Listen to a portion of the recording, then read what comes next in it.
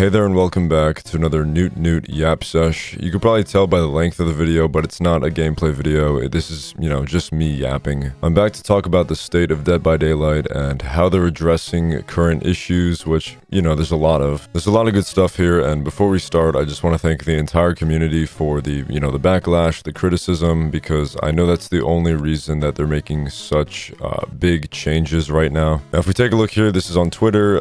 They made a full video. It's almost 8 minutes of them just talking about the changes that they also put a roadmap for. In the beginning, Eric is just saying how they wanted to talk more face-to-face about the issues and the current state instead of just, posting a giant wall of text, which I think is pretty cool. Live streaming space. This is not a live stream, but we've recorded this for you rather than throwing another big wall of text at you. We thought that would be better to see us face-to-face, and instead of spend our time apologizing, actually spend our time talking about some actions we're going to take to make things better in the world of DBD.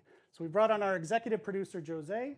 And Jose, why don't we get into it? Alright, so I think it's pretty good. I'm not going to watch the whole video here. This isn't like a react video. I'm actually just going to read off, the text that they provided and give my thoughts on it. If you want to watch it yourself, I'm sure it's on all their socials right now. I'm just watching it on Twitter. But here's the actual roadmap. So the main thing is that they announced a quality of life phase for DBD, right? So they were going to focus on just quality of life.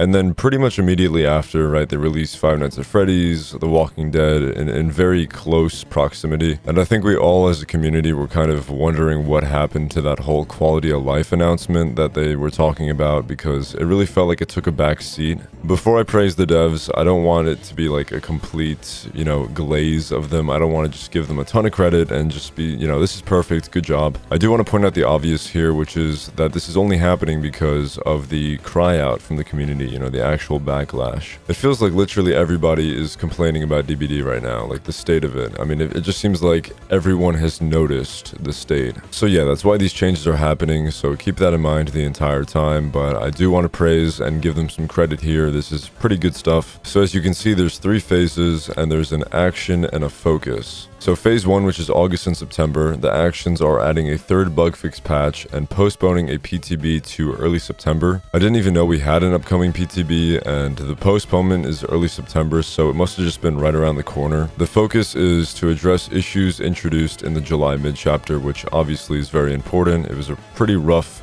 chapter, and many of the issues still exist right now, so they should definitely focus on that. And then we have extra polish time on upcoming original chapter, which is also good stuff. I really would hate for them to release another buggy chapter. For phase 2, which is October all the way through January, so a pretty big range compared to the first one, the action is to postpone November chapter content to January. So that's absolutely big. That is a big postponement. I'm pretty sure that's the original chapter, so there's no deadlines or licensing agreements or a bunch of money being moved around. I think this is probably up to them how much of a postponement they want to give it. A delay that big actually gives me a lot of confidence that this chapter will be pretty solid. There's a lot of pressure on them with how much is going on right now to release a good product. If things don't look bad enough already, it would be truly horrible for their image to release another chapter that is still just in shambles. But anyways, the second action is to focus November release on bug fixing and winter event. That's good stuff. And the focus is fixing of high priority / impact killer issues. I hope that includes twins, please. I don't even play twins that much. It's just such a bad issue, and I feel terrible for anyone who wants to enjoy twins because it makes it pretty much impossible to enjoy twins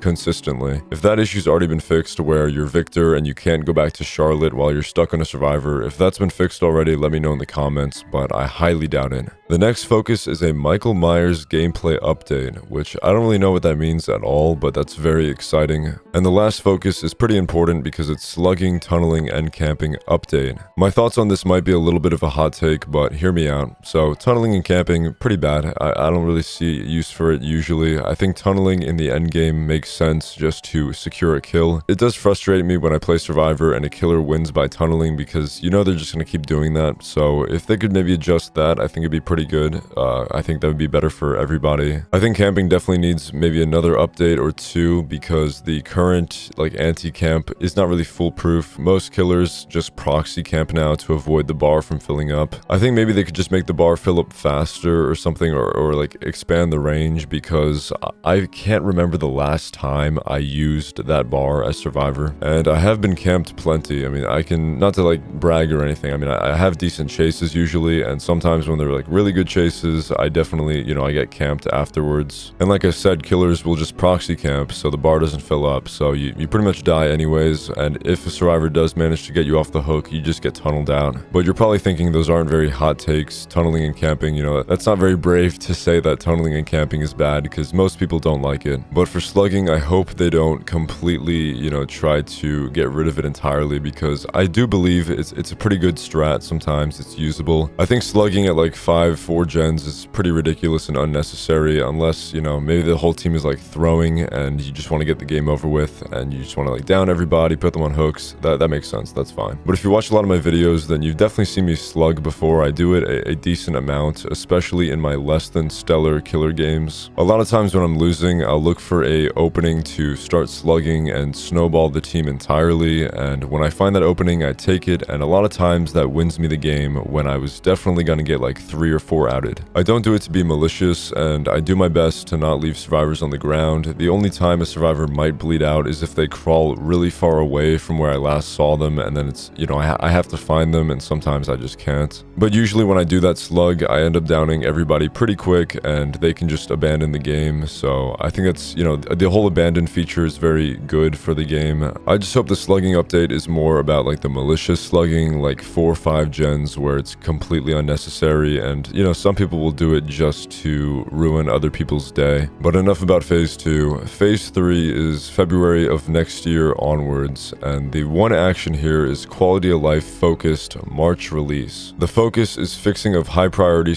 / impact gameplay issues, and the adjusted ETA is MMR rework. Big stuff, big stuff. I hate the way MMR works. I really miss the rank system. Prestige rewards, which I really wish they would just give us now. I feel like it really shouldn't take that long. I mean, we've been asking for a while, and we have to wait till probably later next year. I doubt it's going to be in February, so probably more like the middle of next year, which kind of sucks. And then perk preview and matches. So I'm assuming that means kind of how DBD Mobile had like a perk preview before you load in, where you can see your teammates' perks. I think it's pretty important for solo queue so that you can actually maybe have some synergy in your builds with your teammates, and you can overall guess how they're going to play based on what they're bringing. Alright, so that's it for the quality of life updates, but there's one huge asterisk that I have to add, and it's right at the bottom of the image.